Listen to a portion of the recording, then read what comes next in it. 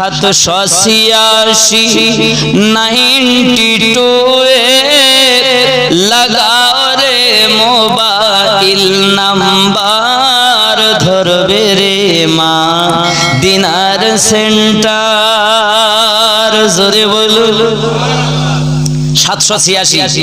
অনেকে বলেছে হরে কৃষ্ণ কৃষ্ণ কৃষ্ণ হরে হরে, একজন বলে সেও মুসলমান।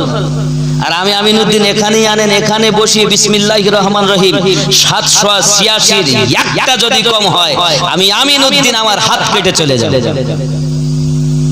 আমি লিখে এখানে দেখিয়ে দিচ্ছি বিসমিল্লাহির রহমান রহিম 786। অন্তত পক্ষে আমি 100 বার ট্রাই করেছি, একটি অক্ষর করো।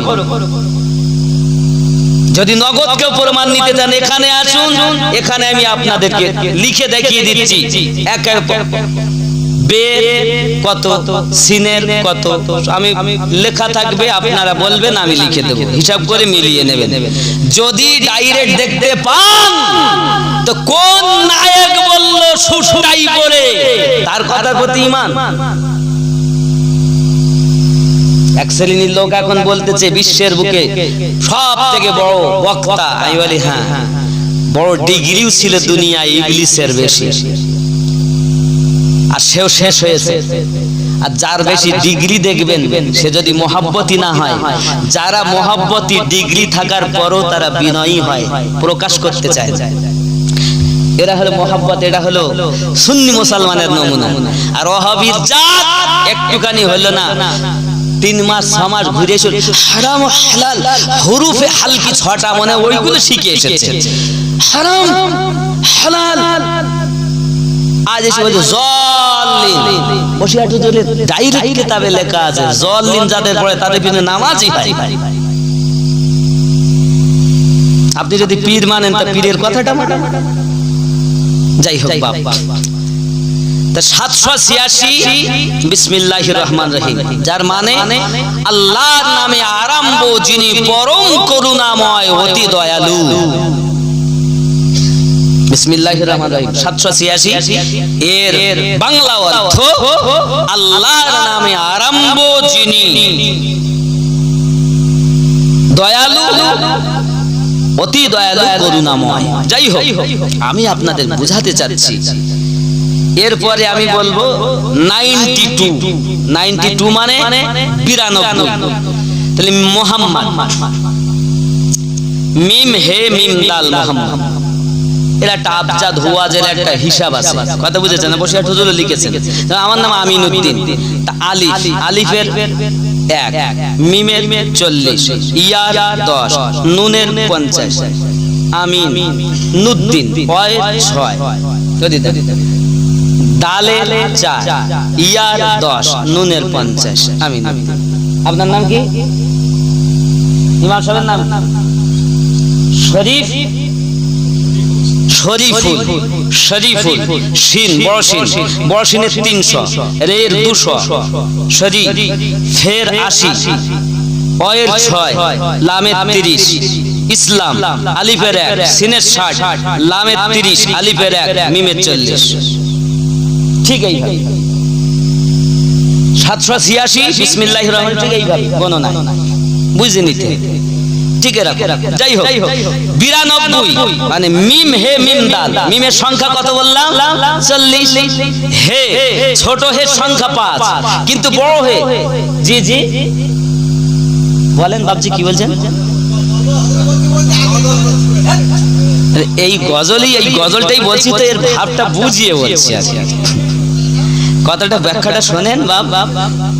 ছোট হে যেটা এর সংখ্যা 5, কিন্তু জিম হে যেটা এর সংখ্যা 8, আর এখানে মিম হে তাহলে বড় হে, তাহলে মিমের 40, হের কত 8, মিম দাল, মিমের সংখ্যা 40, তাহলে দুটো মিমে 80, হের সংখ্যা 8, 88, দালের সংখ্যা 4, 92 আমার নবীর সংখ্যা।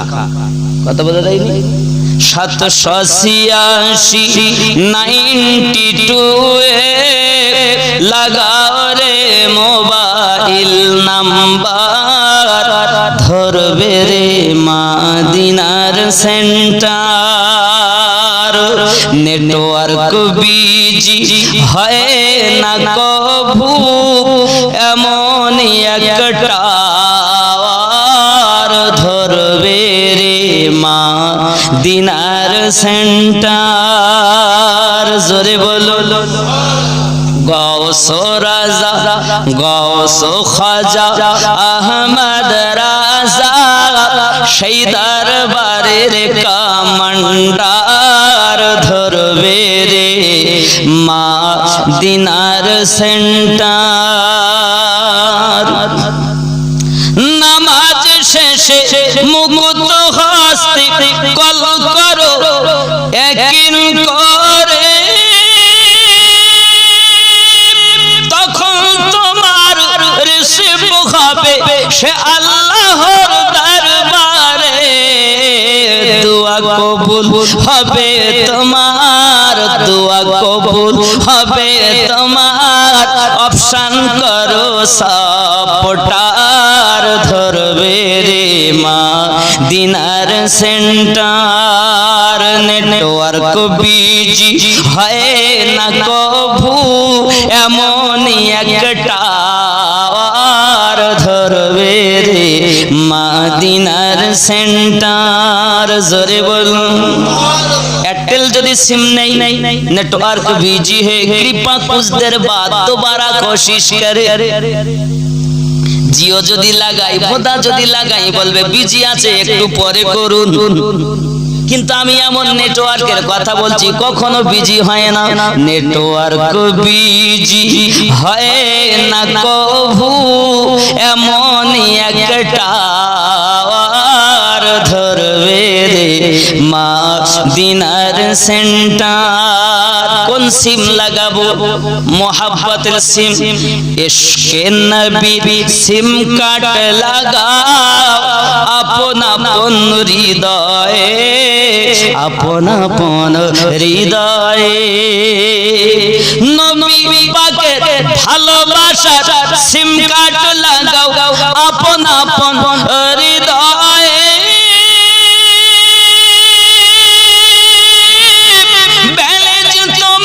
শেষ হবে না থাকবে সব সময়, দরুদ পড়ে রিসার্চ করো, দরুদ পড়ে সুবহানাল্লাহ বলে। ব্যালেন্স শেষ কম হয়ে গেছে, শেষ হবে না কম হয়ে গেছে, কি পড়লে রিসার্চ হবে? দরুদ পড়ে রিসার্চ করো, দারুন নবী পাকের অফার ধরবে রে মা দিনার সেন্টার। 786 92 আরো একটা সংখ্যা বলি 917।